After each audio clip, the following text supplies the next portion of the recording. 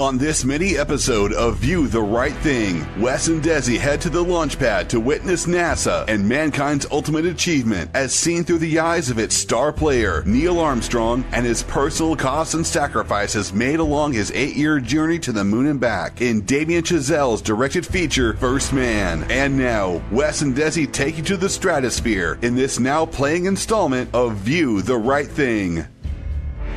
Welcome back. It's another episode. Another shortened mini episode with my beautiful wife, Desiree. Hi. Hi. How you doing? Good. We're hanging out. Gonna talk about First Man. Yeah. How did you, since it's a mini episode, we'll just jump into it. How'd you feel about First Man? Worth seeing, yes. Yeah? Yeah. Mm-hmm. I honestly, I kind of felt like it's definitely more of a drama. It's not like an action film. Like, you know, like sometimes movies about space exploration are much more actiony. Yeah.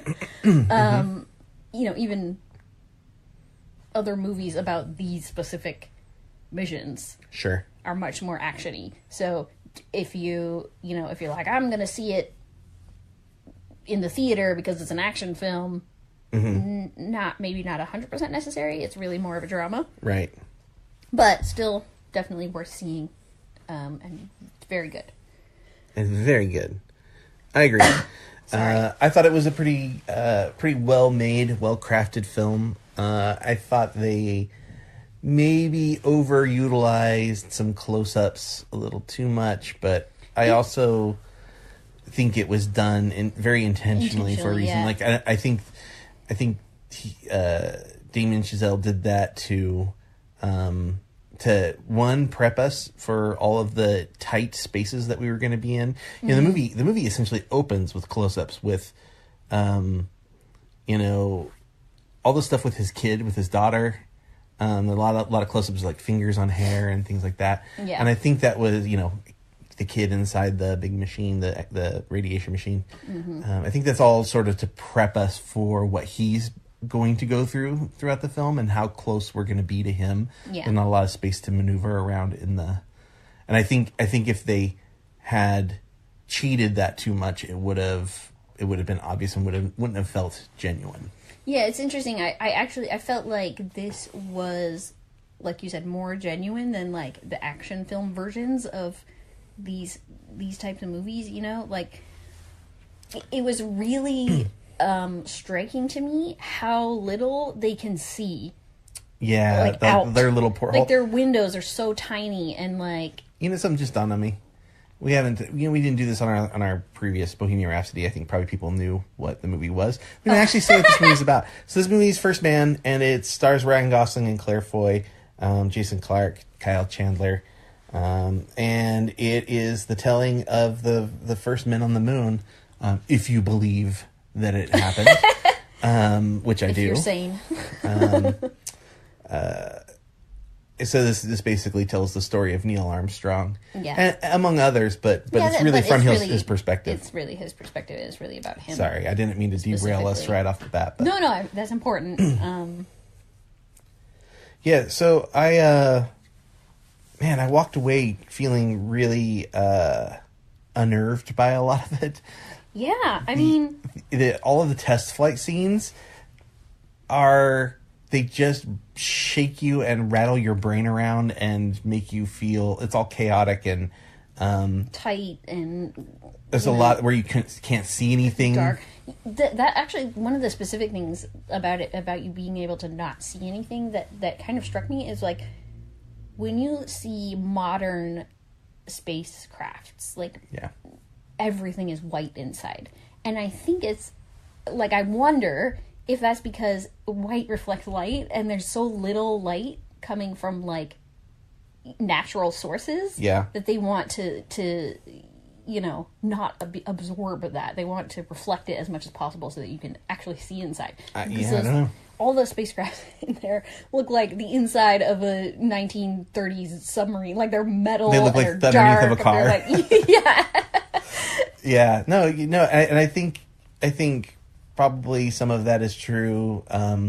it's interesting to see the evolution of the crafts that they fly in. So now's the point. I think I'd say real quick. Yes, I think people should see this movie.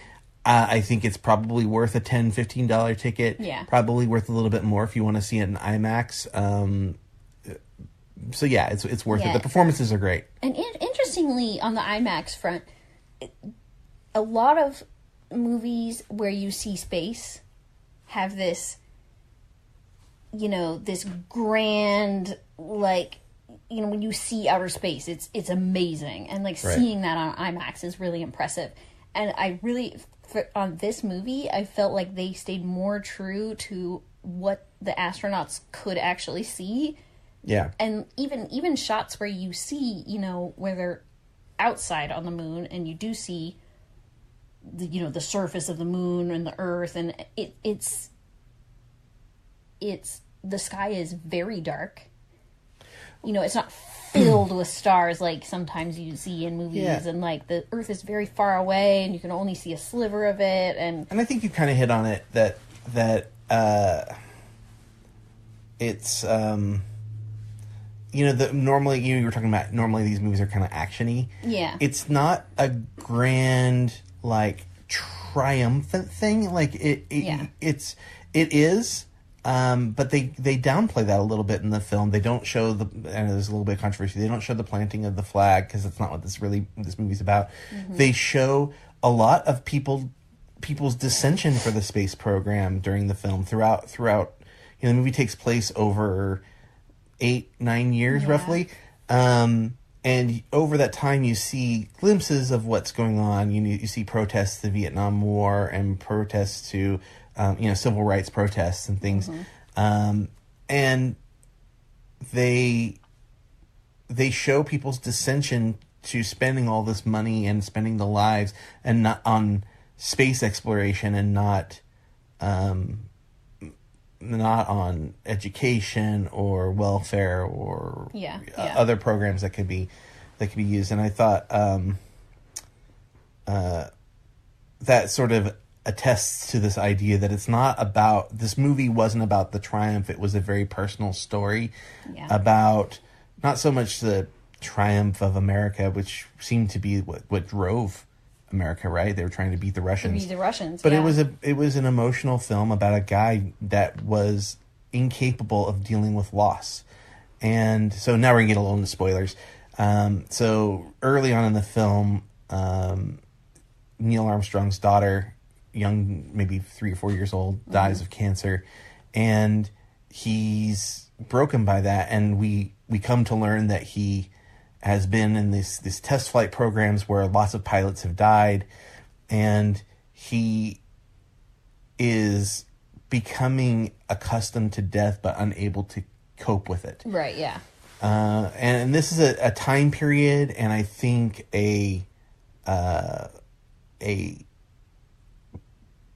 an organization where people who gravitate towards it tend to be ultra macho. There's a scene really early on in the film where he's interviewing to be on the crew for the moon stuff, and it's him and Patrick Fugit's character, Elliot C.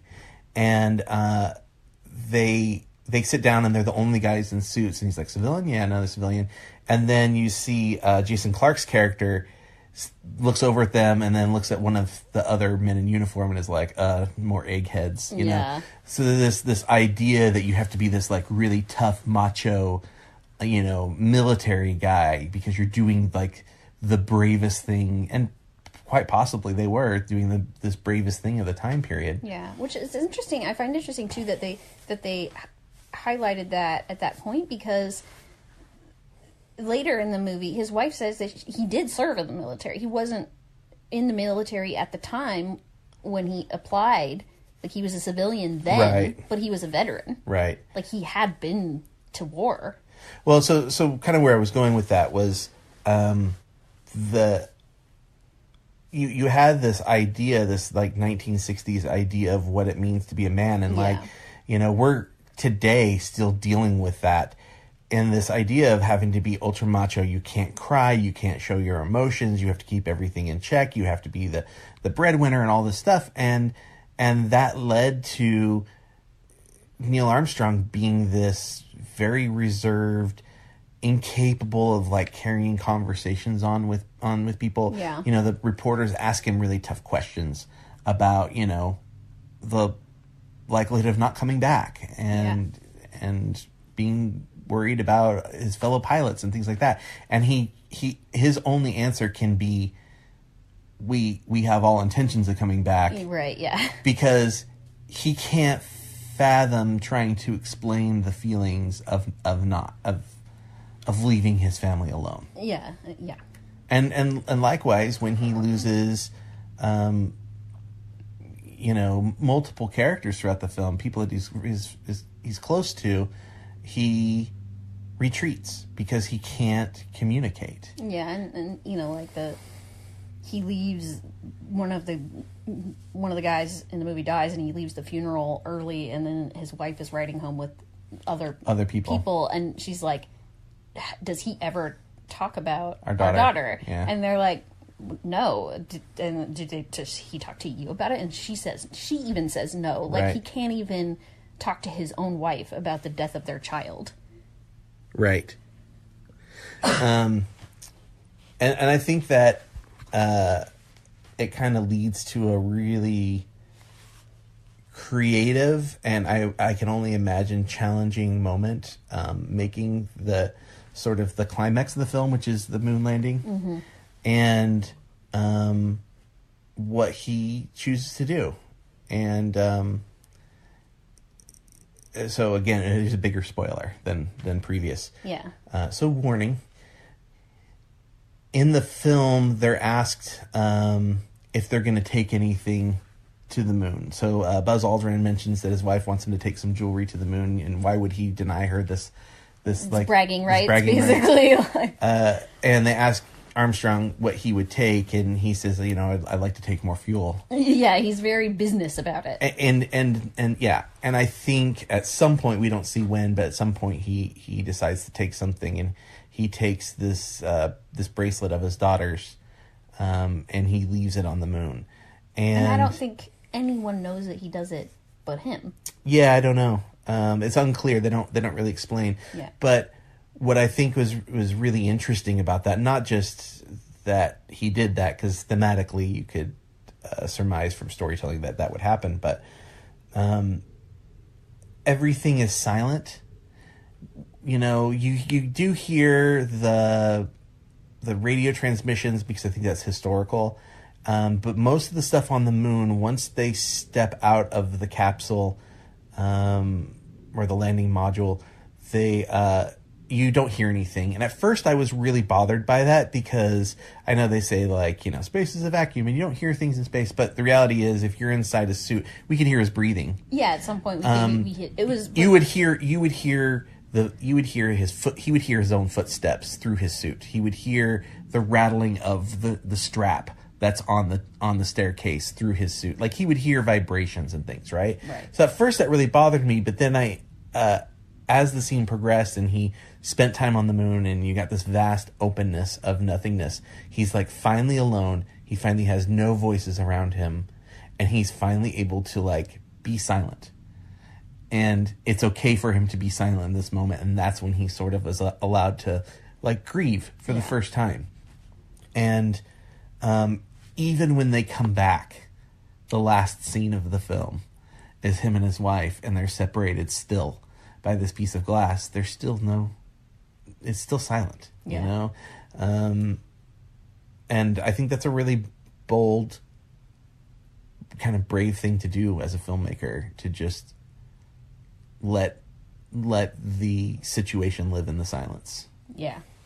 It's definitely something I noticed too, is that silence. And like the other thing, when they landed on the moon, the other thing that really struck me was like that landing module, compared to, you know, what we see now, that landing module looks like a tin can with tin foil wrapped around it. It looks like something built out of an erector set. Yeah, and there's so much foil. Like, I'm sure it's like, insulated. And I think today they use the foil, though, yeah, right? I think they do too. But it just struck me as really funny to, like, it looks like a test thing. It doesn't look like something that should have actually gone on to the into outer space and onto the moon. Yeah. It's funny because I think about the foil and stuff, and I remember when they show the shuttle where they like break it apart and they turn it around and then they connect back, they redock with the module. I was noticing things like foil wrapped around hoses and stuff, and I was thinking, this looks so different from the Gemini stuff, or the Gemini as they pronounced it in the movie.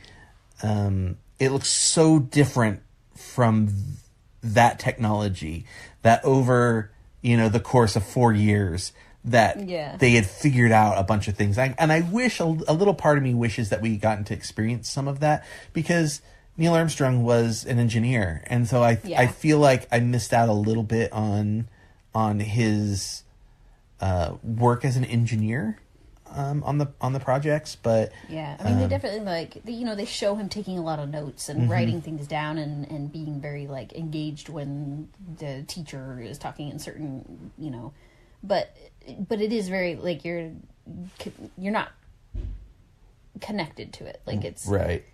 It's sort of ancillary. But the one thing I did think was really interesting that they I think sort of very briefly touched on about his engineering mind, that sort of analytical, mathematical type of mindset, is that he has a whole notebook. He's writing everything down about his daughter being sick, like how she's reacting to the chemotherapy, right? Like when they do the chemotherapy, like what different things are happening. Like, it's not emotional, it's not a journal, it's scientific. It's he's tracking it in a mathematical, scientific way. Yeah.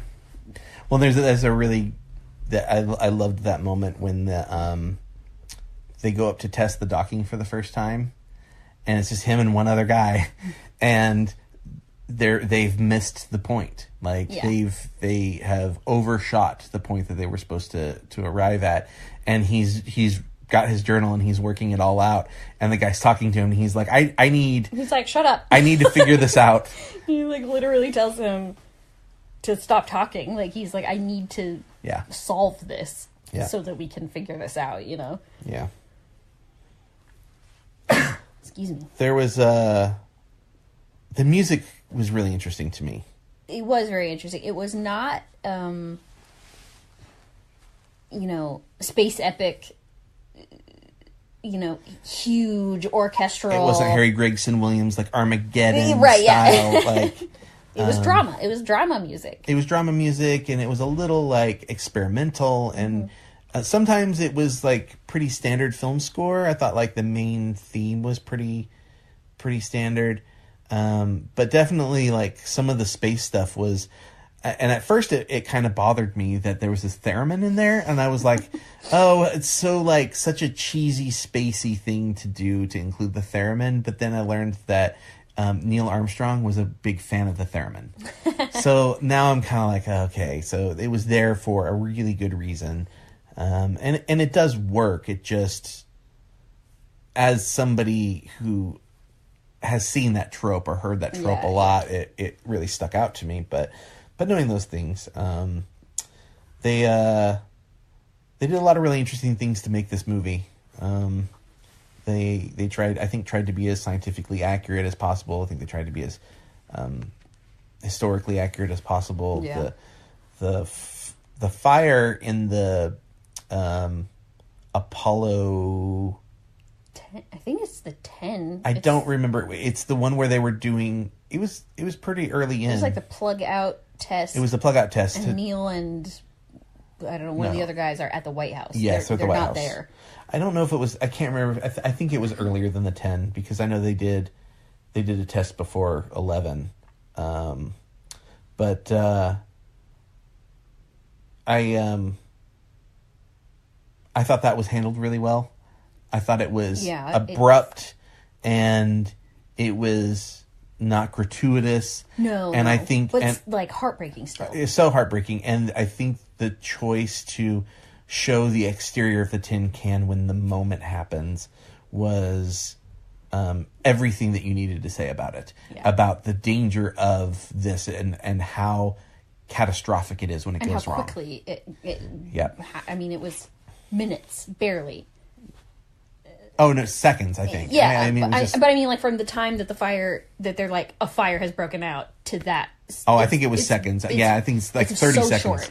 Yeah, it was excuse me, jarring in the best ways. Yeah. So that's kind of where I fall on that. I think I mean, it's early right now, but we're sort of in the getting, in 2 months they're going to start saying, here are the nominations for, right, yeah. in a month they're going to be talking about Golden Globes. So, how did you feel about this? Do you think that you see any awards coming for this? It's interesting because I think that a lot of times actors get awards for being very emotional and very dramatic, and I think that Ryan Gosling did a really good job being true to how I think he might have been, how Neil Armstrong may have actually been, which is extremely reserved.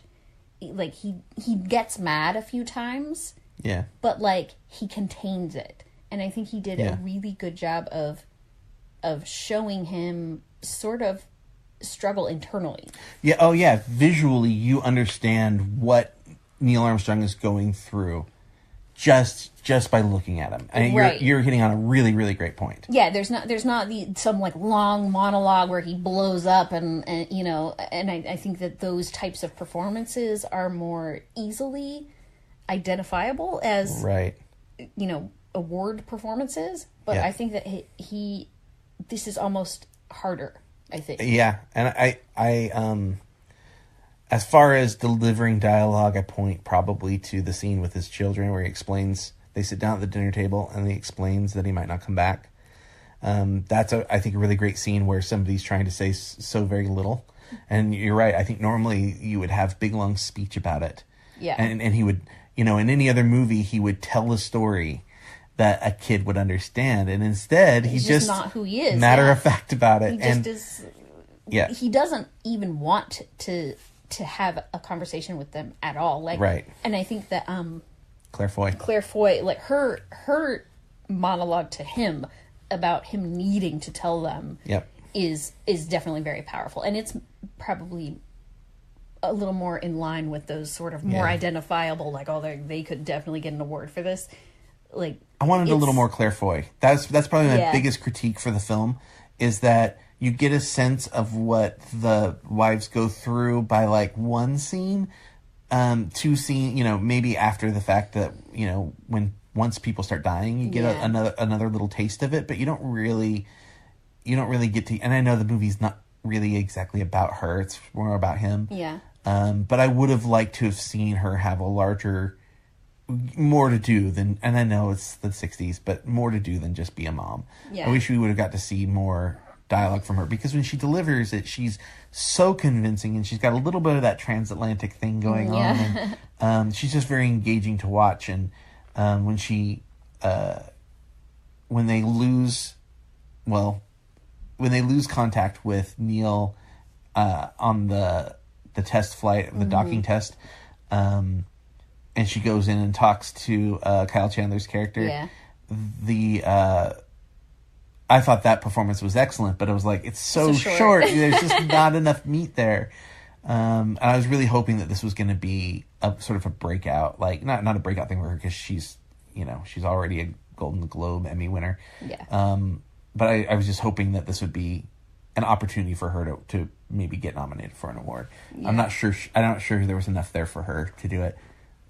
It's interesting because, like, she does have that scene, and then she has the scene where she, explains to Neil that he has to talk to the children before he leaves. Like, he can't just leave without saying anything.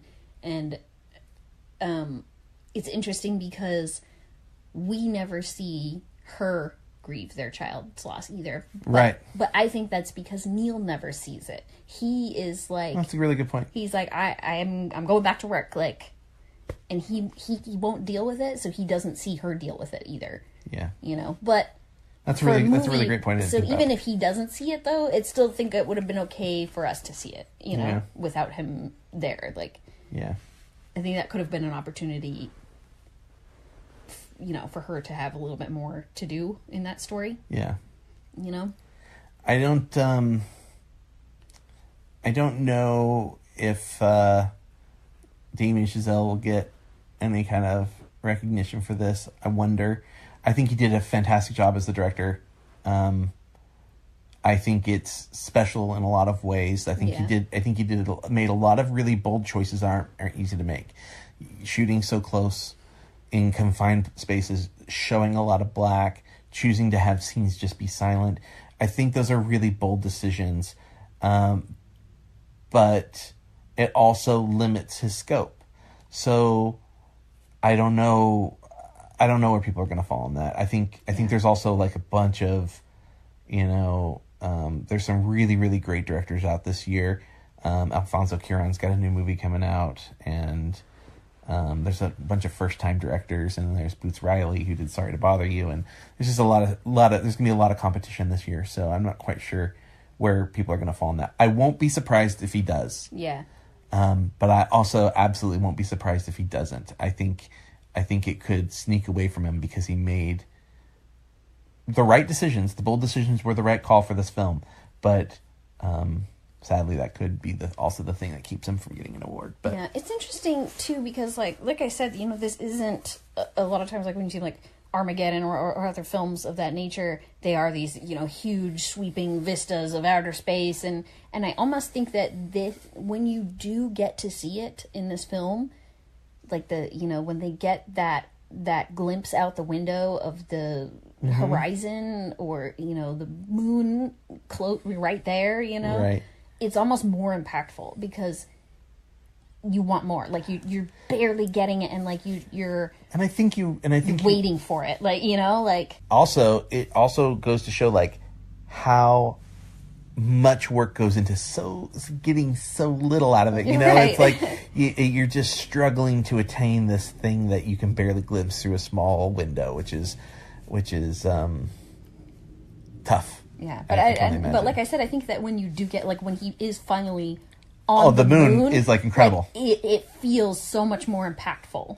Yeah, you have this really strong appreciation for it, and I felt like I don't know. I was like, it feels like this must be what the moon really is like. Yeah. You really get that feeling. Also, you know, you were talking about like movies like Armageddon and stuff. I want to point to like two movies that are a little bit more grounded in reality than Armageddon.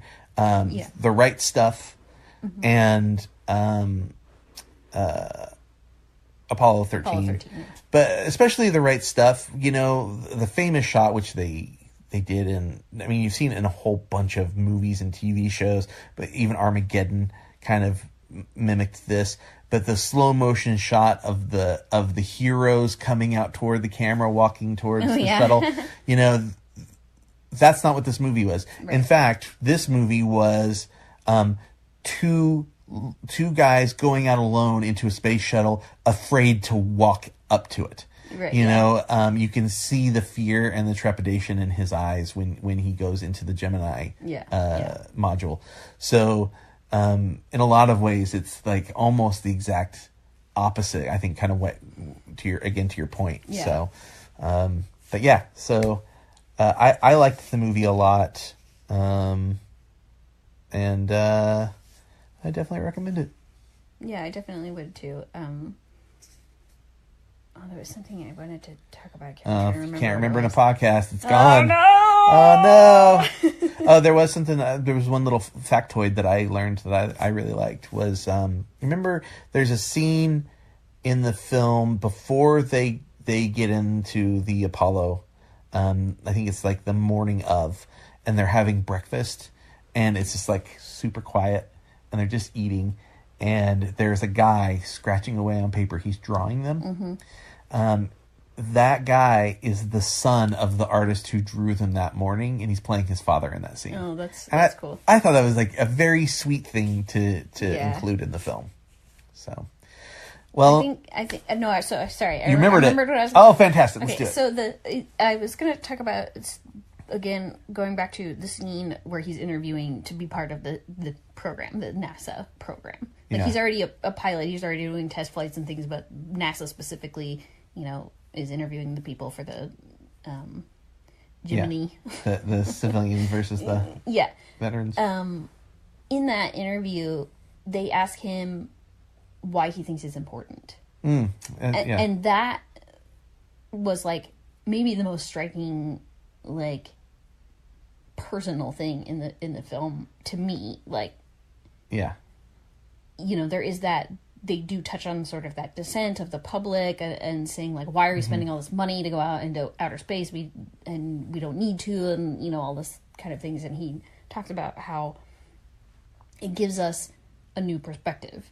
Even if we go to the moon and we don't find anything useful, like him seeing the atmosphere and saying like it's so small compared to the Earth, like. And I think that's backed up later in the film too. Yeah. You're right. So prior to that moment, you have sort of the him versus the military guy, Jason Clarke's character, and you sort of have this. You sort of get the feeling that they're going to be rivals, and in reality, they end up becoming very close friends, and their wives are very close friends. Yeah. And there's a moment in the film when they're out on a walk together, and he's talking about how his son is gaining a new perspective. Right. And I think that's that justification that Neil Armstrong has or needed, or the confirmation that he needed that what they were doing was worth it. Right. And at the end of the film, even though, again, you mentioned the descent, at the end of the film, you hear Jason Clarke, Ed White's character, Ed White, talking about why space exploration after he's died. And then also you hear JFK talking about space exploration and talking about like why climb Everest, why do anything, because we can and we should, because it can change lives, and we've gained a lot by space exploration. So we got Tang, so Tang. No, obviously way more. We did not see them drink any Tang. No, we did not. What the heck? The heck, filmmakers? We barely see them. He has like some weird like bag of some kind of food. I'm guessing or something. It was meat gravy, something. Yeah, meat fat. Yeah. I don't know. But that's like the only time we even see it, and that's like one of those sort of tropes of space movies where they always see like there's some bubble of liquid floating in the whatever, and and it's. I don't think it's necessary in this movie. Yeah. And Yeah.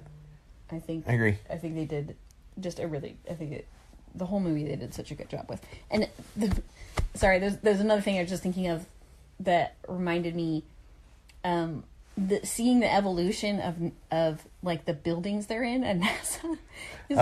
Like the first building where they do that, of course you noticed the this. Spin, they get in the thing that spins them around. Thing, yeah. And then they all go to the bathroom to throw up. That bathroom looks like a 50-year-old cruddy, dirty garage bathroom. Like a hangar or something. It's so gross and old and dirty. Oh yeah, the bathroom, yeah. And then later they're in the bathroom again, and it's clearly cleaner and newer, and it's just interesting to see that evolution too. Yeah, well, and then the center that they quarantine them, he goes to stay overnight at before the Apollo 11 launch, and he's got a little room, when they quarantine him, he's got a painting and some of his belongings are in there and his suitcases in there, and it's just a very strange and surreal thing coming from where they started at the film. Right, yeah. So. Sorry, that was just something I noticed. I wanted it was a good throw in there. Good observation. All right, I think that's it for this episode, this mini episode. We're going to be back with more mini episodes. Hopefully we're going to soon be talking about the movie Overlord.